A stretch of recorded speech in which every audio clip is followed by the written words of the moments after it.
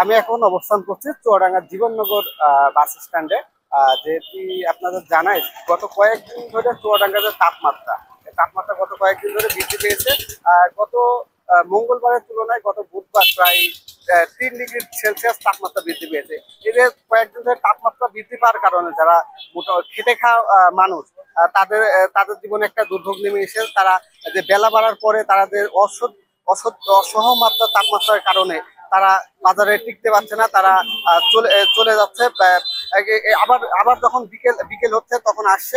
আমরা এখানে কয়েকজন ভ্যান চালক আছে, আমরা যদি তাপমাত্রার তাদের প্রভাব কি পড়ছে সেটা যদি জানাই। যে তাপমাত্রা কেমন? ভাই প্রচুর তাপমাত্রা বুঝছেন, রোদের ভাড়াভূত হচ্ছে কম আমাদের। আপনি তো দেখতেই পাচ্ছেন যে রোদের বৈশিষ্ট্য করছে।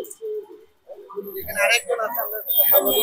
যে তাপমাত্রা কি, তাপমাত্রা ভাড়া কেমন? তাপমাত্রা গরমে বসে থাকাই কষ্ট। ভাড়া কেমন হচ্ছে? ভাড়াভূত নেই বললেই চলে। আপনি বের হয়েছেন এই এত তাপমাত্রার কারণ কি?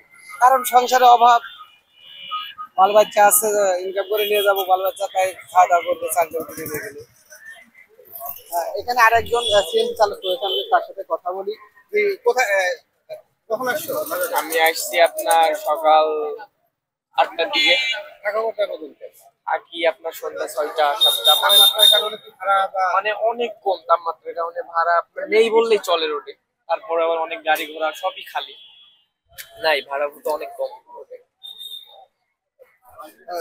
জি, যদি আমি আপনাদের জানাই যে গত কয়েকদিন ধরে চুয়াডাঙ্গাতে তাপমাত্রা বৃদ্ধি পাওয়ার কারণে যারা খেটে খাওয়ার মানুষ তারা বিপাকে রয়েছে। এবং এই যে তাপমাত্রা কারণ যে হাসপাতালে, আমি জীবননগর হাসপাতালে খোঁজ নিয়েছি। হাসপাতালে তাপমাত্রা বাড়ার কারণে জীবননগরে যে ঠান্ডা জনিত যে রোগ সে রোগের প্রাদুর্ভাব বেড়েছে। আমি যদি চুয়াডাঙ্গার গত কয়েকদিনের তাপমাত্রা যদি আমি জানাই, চুয়াডাঙ্গা আবহাওয়া অফিস থেকে প্রাপ্ত তথ্য থেকে আমি যদি চুয়াডাঙ্গার কয়েকদিনের তাপমাত্রা জানাই, গত 22শে এপ্রিল দুপুর 12টায় চুয়াডাঙ্গার সর্বোচ্চ তাপমাত্রা ছিল 33.8 ডিগ্রি সেলসিয়াস। এরপরে 23শে এপ্রিল চুয়াডাঙ্গায় সর্বোচ্চ তাপমাত্রা ছিল 36.5 ডিগ্রি সেলসিয়াস।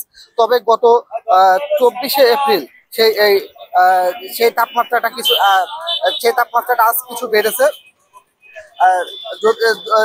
আমি যদি আপনাদের জানাই যে এই তাপমাত্রা বাড়ার কারণে কিন্তু যারা কৃষক শ্রেণী তারা খুশি।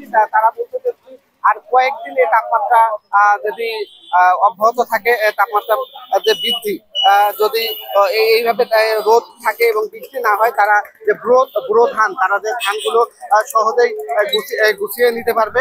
এখানে আমি আরেকজনকে দেখতে পাচ্ছি। ভাই ভাই এখানে আরেকজনকে দেখতে পাচ্ছি। ভাই, কোথায় থেকে আসছেন আপনি? কি কাজ করতে আসছেন? ধান কাটা?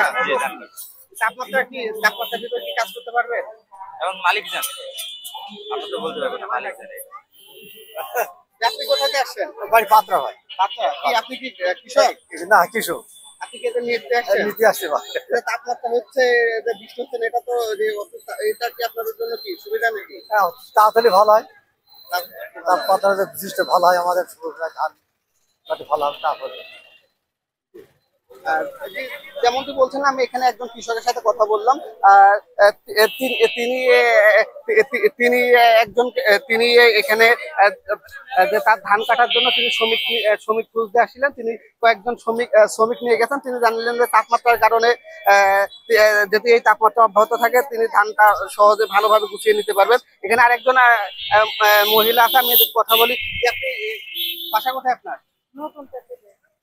তাপমাত্রা কেমন? তাপমাত্রা তো প্রচুর তাপমাত্রা। তাপমাত্রা আবার কিরকম? তাপমাত্রা ছাড়া কি থাকা যাচ্ছে বলেন দিন? দাদা, আপনি কোথায় থেকে আসছেন? আমি সুবলপুর থেকে আসছি। কি নিবেন? এখানে তোর মধ্যে ব্যবসা করি আমরা। দেখা কেনা করে যে তাপমাত্রা বেড়েছে, কি বেচা খুব কেনা তাপমাত্রা, মানে একেবারে এটা ঠিক আছে না, এরকম অবস্থা। খুব তাপমাত্রা। তা আর কি করবো, আসলে ম্যাচ ম্যাচ যদি একটু পয়সা হয় তাহলে সন্ধ্যা হবে। কিন্তু পানি হলে তো কৃষকরা জানা, তারা তো একটু অসুবিধা হয়ে যাবে, কৃষকদের অসুবিধা, ধান নিয়ে খুব অসুবিধা।